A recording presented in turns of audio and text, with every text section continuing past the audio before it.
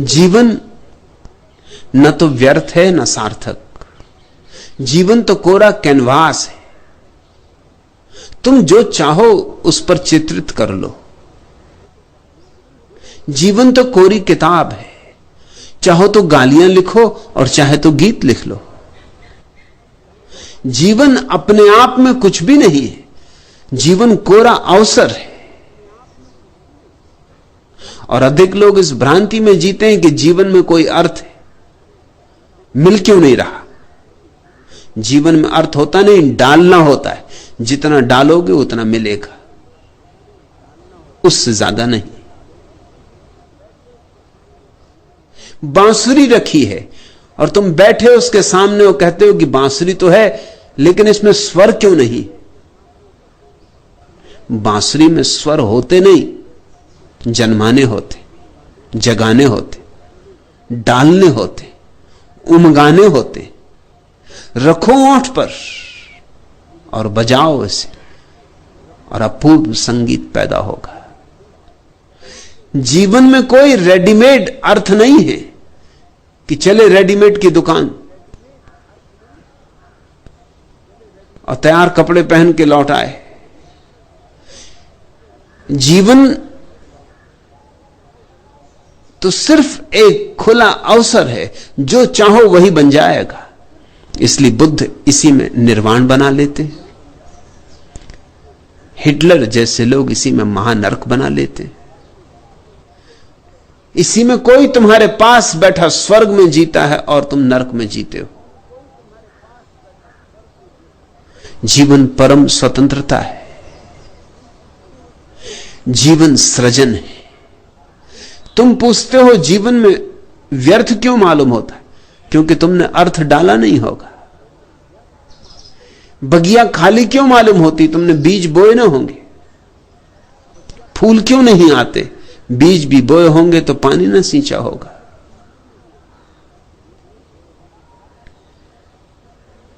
सृजनात्मक बनो तो अर्थ होगा।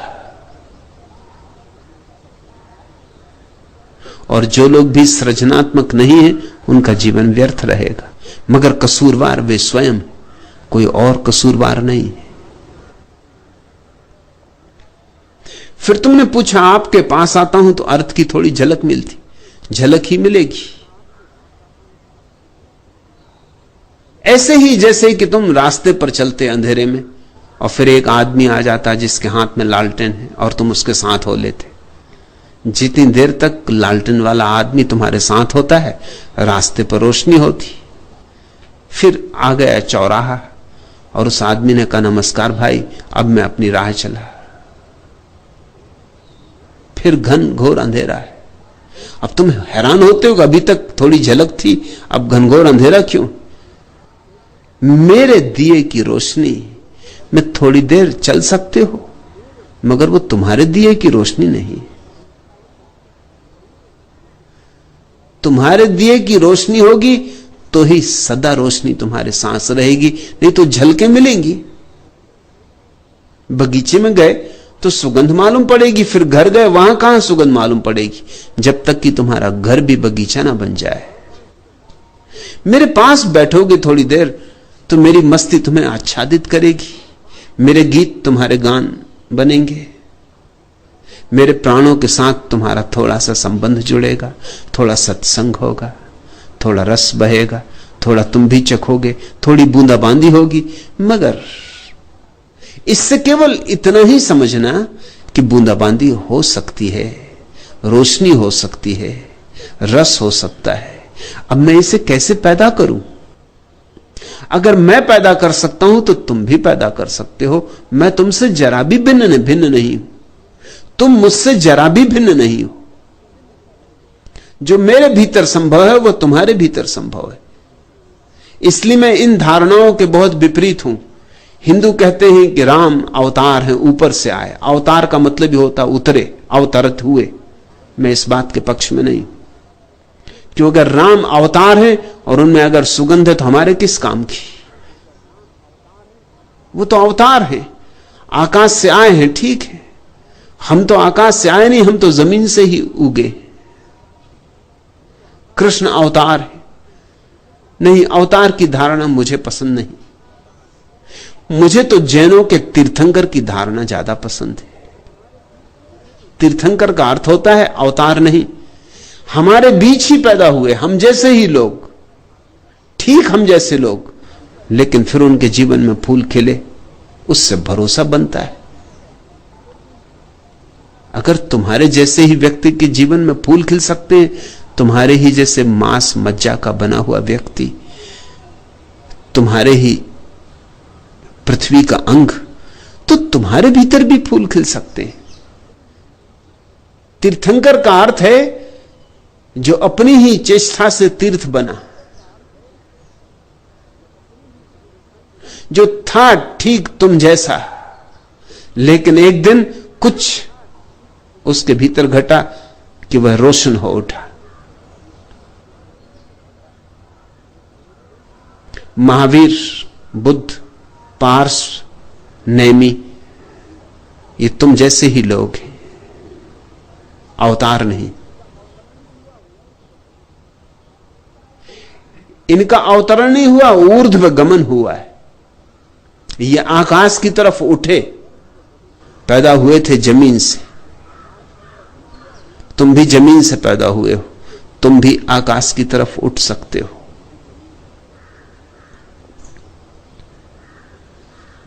तुम कहते जीवन व्यर्थ क्यों मालूम होता है? क्योंकि तुमने व्यर्थता के बीज बोए होंगे। लोग बीज ही व्यर्थता के बो रहे हैं। कोई धन कमा रहा है, अब धन से कहीं जीवन सार्थक हुआ है? सुविधापूर्ण हो जाएगा, सार्थक नहीं हो सकता। सुविधा सार्थकता नहीं है। तुम अपने एयर कंडीशन कमरे में बैठे रहो, व्यर्थ हो तो व्यर्थ ही हो। एयर कंडीशनिंग सार्थकता नहीं दे सकती। कोई एयर कंडीशनिंग करने वाली कंपनी इसका दावा भी नहीं करती। हां, ताप नहीं होगा कमरे में, शीतलता होगी, मगर तुम तो तुम ही हो। अगर तुम्हारे भीतर गालियां ही घूमती हैं तो एयर कंडीशन क्या करेगा? और सुविधा से घूमेंगी, ठंडक पाके। धूप धाप में थोड़ी देर शायद भूल भी जाते होगे। तुम कितनी ही सुंदर व्यवस्था कर लो बाहर, लेकिन जब तक तुम्हारे भीतर गीत पैदा नहीं हो रहा है, बाहर की व्यवस्था क्या करेगी? और ख्याल रखना, फिर दोहरा दूं, मैं बाहर की व्यवस्था के विपरीत नहीं। बाहर तुम जो भी व्यवस्था करते हो ठीक है, लेकिन उतने पर रुक मत जाना। उतने से अर्थ पैदा नहीं होता। अर्थ के लिए कुछ और करना होगा।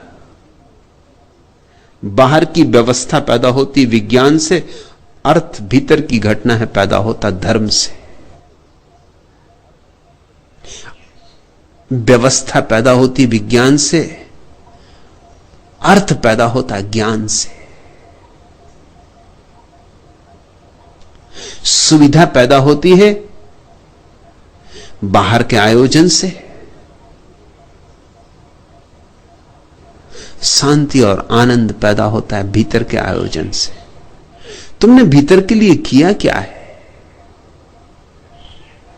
धन कमाया, मकान बनाया, बच्चे हैं, परिवार है, सब ठीक, और मैं इनमें से किसी का विरोधी नहीं हूं, मगर भीतर के लिए तुमने क्या किया? भीतर भांवर डाली, भीतर बजी सहनाई, भीतर उस प्यारे को तलाशा, भीतर मारे 7 फेरे। तुम देखते हो 7 फेरे मारने पड़ते हैं जब विवाह होता। ये भीतर के 7 फेरों के बाहर प्रतिबिंब मात्र है, क्योंकि भीतर 7 चक्र हैं मनुष्य के जीवन में, और प्रत्येक चक्र का फेरा लग जाए तो तुम सहस्त्रार तक पहुंचते हो। भीतर के 7 चक्र ही बाहर के 7 फेरे बन गए, और 7 फेरे बांधने पड़ते हैं अग्नि के चारों तरफ। भीतर के 7 फेरे भी भीतर की अग्नि को जगा के डालने पड़ते हैं, और भीतर की अग्नि जगती है प्रभु की प्यास से, प्रज्वलित प्यास से। जैसे कोई मरुस्थल में भटका हो और प्यास लगे, तो उसकी प्यास साधारण प्यास नहीं है, आग है। ऐसे ही जब तुम्हारे जीवन में परमात्मा की प्यास जगती, उसके बिना एक क्षण जीना संभव नहीं, तो तुम्हारे भीतर अग्नि पैदा होती, अग्नि प्रज्वलित होती। वही असली यज्ञ है। और उस यज्ञ के चारों तरफ जब तुम 7 फेरे पूरे कर लेते हो, तो सहस्त्रार में अर्थ का कमल खिलता है। तुम पूछते हो जीवन में अर्थ क्यों नहीं? तो क्योंकि तुमने पैदा नहीं किया है। और आपके पास आता हूं तो अर्थ की थोड़ी झलक मिलती, झलक ही मिलेगी, यह भी कुछ कम नहीं। झलक मिलती तो भरोसा आता है कि अर्थ हो सकता है, फिर अर्थ पैदा करना पड़ेगा। झलक पर ही निर्भर मत रह जाना। वो तो तुम किसी बड़े वीणा वादक को सुनोगे तो मस्त हो जाओगे, फिर घर जाके तुम ये मत सोच लेना कि तुम वीणा वादक हो गए। फिर वीणा वादन सीखना होगा। उस मस्ती ने तुम्हें एक याद दिला दी, सच। उस मस्ती ने तुमसे यह कहा कि वीणा से ऐसा चमत्कार हो सकता है। और वीणा तुम्हारे घर में भी रखी है, और तुम्हारे पास भी अंगुलियां हैं वैसी ही जैसे वीणा वादक के पास, लेकिन अंगुलियों और वीणा के तार में थोड़ा संबंध जोड़ने का अभ्यास करना होगा। वही अभ्यास साधना है। तू उठा तो उठ गई सारी सभा, सिर्फ मंदिर थरथराता रह गया।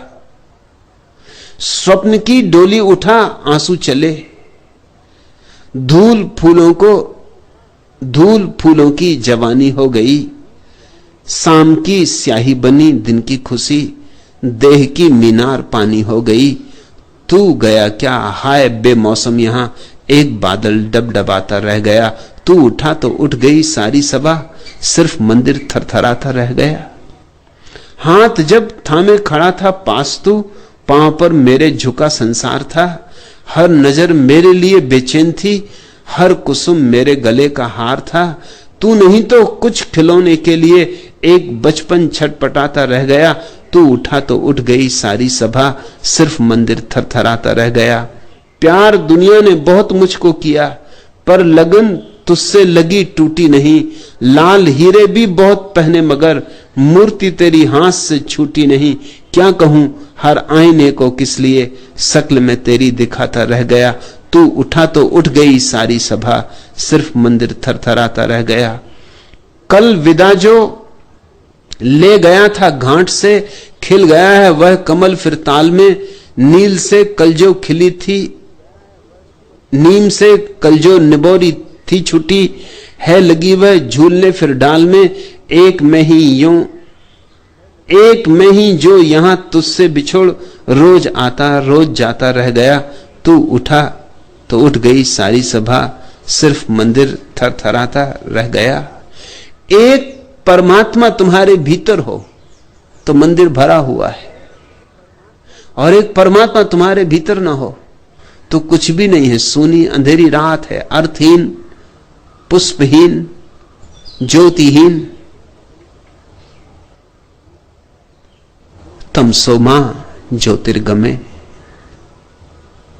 हे प्रभु, मुझे अंधकार से प्रकाश की ओर ले चल। अस्तो मां सदगमे। हे प्रभु, मुझे असत से सत की ओर ले चल। मृत्योर्मा अमृत गमे। हे प्रभु, मुझे मृत्यु से अमृत की ओर ले चल।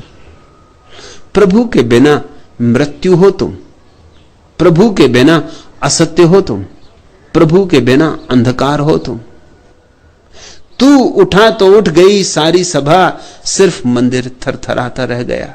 उसके बिना तो तुम केवल एक मंदिर हो कपते हुए, बिना देवता का मंदिर। अर्थ क्या उसमें? संगीत कहां उसमें? समारोह कहां उसमें? पुकारो मंदिर के देवता को। और ऐसा भी नहीं है कि मंदिर का देवता कहीं दूर है, पास से भी पास है। तुम भी अपने जितने पास हो उससे भी ज्यादा पास है। बस पुकारो। उसी पुकार का नाम प्रार्थना है। प्रार्थना तुम्हें जीवन में अर्थ देगी, और झलक ही नहीं, अनुभव देगी। और ऐसा अनुभव जो तुम्हारी संपदा बन जाए। सत्संग तो सिर्फ इसीलिए है ताकि भरोसा आ जाए। सत्संग तो इसीलिए है ताकि तुम्हारे भीतर तलाश शुरू हो जाए। सत्संग अंत नहीं है। सत्य हुए बिना अंत कैसे हो सकता है?